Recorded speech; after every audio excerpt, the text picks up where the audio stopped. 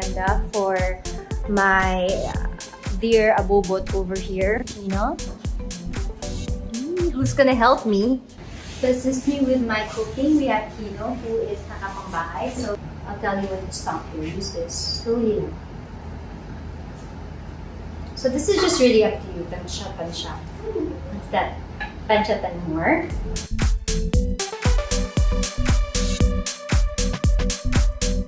Okay, so basically, for me, dati, hindi naman din ako, ewan ko kung dahil sa family background ko, pero parang yung mommy ko kasi lagi sinasabi, no, huwag ka muna mag-aanak. May ganun siya, si madam. And so I would be afraid to have a child when I was young kasi I was afraid of the responsibilities. And then when I really wanted to have a child, in all fairness, it only took me 2 months. And I was pregnant right away. I had twins. And in fact, nagulat pa nga ako kasi may lahi kaming kambal. And si Cheese din, meron din silang lahing kambal. 2 weeks before I found out I was pregnant, Heart called me to say that she was pregnant. Nahiya sabihin sa akin ng kapatid ko na buntis din siya kasi ayaw niya i-steal yung spotlight sa akin, which was so sweet of her. Me and Heart always planned to have one. If we were gonna have kids, we'd have one each. And we'd raise them not as cousins, but as brother or sister or as, siblings. So nagulat ako na first try ko after 2 months, kambal agad. But then after 2 months, nakita na agad doon na the other baby was slowly disappearing. So it's called vanishing twin syndrome. So the vanishing twin syndrome is a complicated case because about 50 to 60% ang sabi sa akin, yung matitirang bata will be a very special child. Kasi ganun daw yung usual case. But they didn't tell me that. And at that time, I didn't really care. Basta alagaan ko yung bata. And then when 4 months into the pregnancy, I was getting the ultrasound and there was no heartbeat. I can say that now without crying kasi parang tumibay na yung loob ko. But it was very traumatizing for me. After that, I didn't want to have a baby for a long time. I really didn't want. I felt na I was traumatized. I had to carry also the babies technically for mga 2 months kung kinarga. And because of that, kasi ayaw nilang tanggalin sa akin ng puwersahan, they wanted me to pass it out naturally kasi natatakot sila na baka ma-damage nila and I'll have a problem having a baby or might have scar tissue, ganyan. Nabaliw-baliw ako ng konti. I was doing fashion week and people thought that I was having a good... I did New York, I did Paris pa nga. And kala nila okay lang ako, pero may dinadala pa akong bata. In fact, there's a dress that I was wearing, a blue dress, and I was wearing a belt because I was trying to pass the baby out. I really didn't want to be pregnant after that because parang inisip ko, parang mabait naman ako, bakit ganun? When she lost the second twin, I kind of felt guilty in a way na ako buntis pa at siya hindi na buntis. Coincidentally, which feeling ko, it was also God's plan, na Bella was born December 16.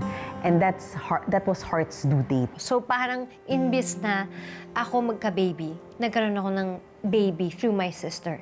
Para siyang angel din na pinadala sa akin. And parang a substitute for now, anak, eto na muna.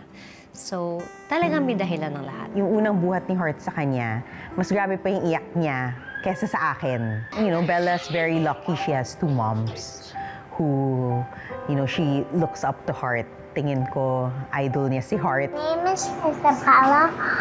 I am father's out, and my second mommy is Mama Heart. And my first mommy is Mommy Camille Ongpauco. Kasi ang kulit-kulit niya. As in, ang kulit-kulit. And she's so smart. I have a machine that I wear every day, and I can translate the bark of the dog, so I know what they're saying. How can I try to know what they're saying? But the thing is, it's connected to my brain, Oh. so you can't connect it to your brain. Iba yung ugali nito ay tiknagmana sa lola. Well, parati niyang sinasabi na surrogate lang daw ako at siya yung nanay talaga ng mga anak ko. I like it. I like sharing, I like sharing my joys with her. I like sharing motherhood with her. And I hope one day, in God's perfect time, that she has her own. It took time for me to recover. And then when I finally wanted to get pregnant again, I couldn't get pregnant anymore. And then I did the tests. Nalaman ko, there's nothing wrong with me. And in fairness, nothing wrong kay Cheese. Congratulations. But basically, my body, even if I was like in my 30s, parang yung production ng eggs ko, parang na ako nasa late 40s. So, konti na lang yung natitirang egg sa akin. So, naka-harvest kami ng 4 eggs and only 2 were good. Got a surrogate mother and she was pregnant and she was carrying my baby girl. And then after parang not very long, nawala yung baby girl. And then yun medyo masakit kasi parang iniisip ko, boy and girl yun eh. Last girl ko na yun. And then finally, just like a few months ago, we decided to take a chance to try the boy, my last remaining embryo. And nabuo siya, parang meron na siyang heartbeat. And then, after 1 week, yun, hindi rin siya nagano. So that one is very hard for me because parang for me, that's my last try. And nung hinarvest yung eggs ko, nung mga times na yun, ano na to, parang long ago na.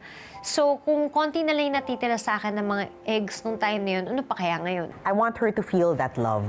I want her to feel, the feeling of being a mother. The feeling of unconditional love for someone.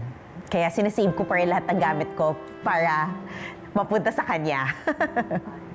Ngayon, that's why sinasabi ko, blessing yung mga children sa akin kasi biruin mo, ito pala yung mangyayari sa akin pero alam na ni Lord, kaya binigyan niya ako ng 2 na alam kong meron akong, hindi ko sinasabing aalagaan nila ako o gusto kong alagaan nila ako o kailangan bilang anak, kailangan mo alagaan yung mga magulang mo.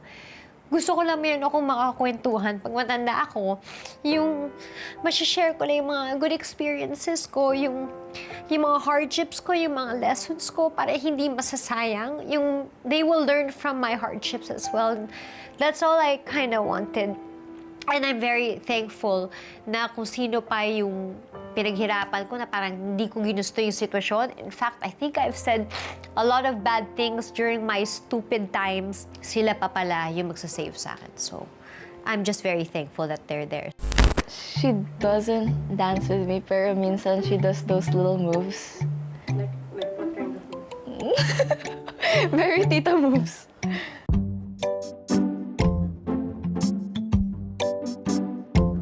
It's not a tita move.